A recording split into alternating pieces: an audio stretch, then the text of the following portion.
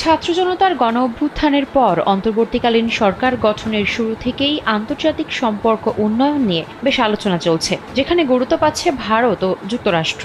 বাংলাদেশের রাজনৈতিক পট পরিবর্তনের পর সম্পর্ক জোরদারে যুক্তরাষ্ট্র এর মধ্যেই অর্থনৈতিক সহযোগিতার মতো বিষয়ে গুরুত্ব দিচ্ছে। এরই পরিপ্রেক্ষিতে ঢাকা সফরে আসছে যুক্তরাষ্ট্রের উচ্চ পর্যায়ের একটি প্রতিনিধি দল, যেখানে নেতৃত্বে থাকছেন মার্কিন পররাষ্ট্র দপ্তরের দক্ষিণ ও মধ্য এশিয়া বিষয়ক অ্যাসিস্ট্যান্ট সেক্রেটারি ডোনাল্ড লু।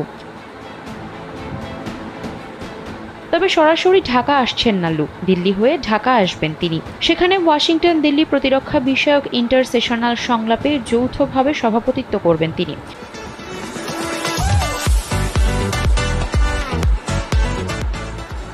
বৈঠকে যুক্তরাষ্ট্র ও ভারতের দ্বিপক্ষীয় ইস্যুর পাশাপাশি গুরুত্ব পেতে পারে বাংলাদেশ প্রসঙ্গ। এতে ঢাকাকে বিরক্ত না করার জন্য ওয়াশিংটনের পক্ষ থেকে দিল্লিকে বার্তা দেওয়া হবে বলে জানিয়েছে একটি সূত্র।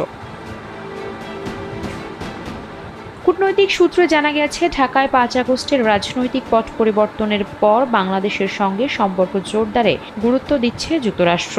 বাংলাদেশের বর্তমান সংকট উত্তরণের চাহিদাগুলো জানতে চাইবে ওয়াশিংটন। একই সঙ্গে বিষয়গুলোতে সামনের দিনে কিভাবে সহযোগিতা করা যায় তা নিয়েও আলোচনা করবে বাংলাদেশ ও যুক্তরাষ্ট্র।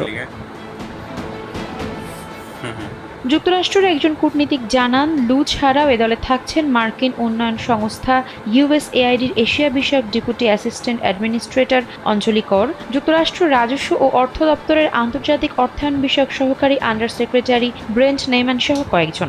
শনিবার প্রতিনিধি দলটি ঢাকায় আসবে, সোমবার তাদের ঢাকা ছাড়ার কথা রয়েছে। ডক্টর মোহাম্মদ ইউনূসের নেতৃত্বে অন্তর্বর্তী সরকারের দায়িত্ব নেওয়ার পর এটি হবে ওয়াশিংটন থেকে উচ্চ পর্যায়ের কোনো প্রতিনিধি দলের প্রথম বাংলাদেশ সফর।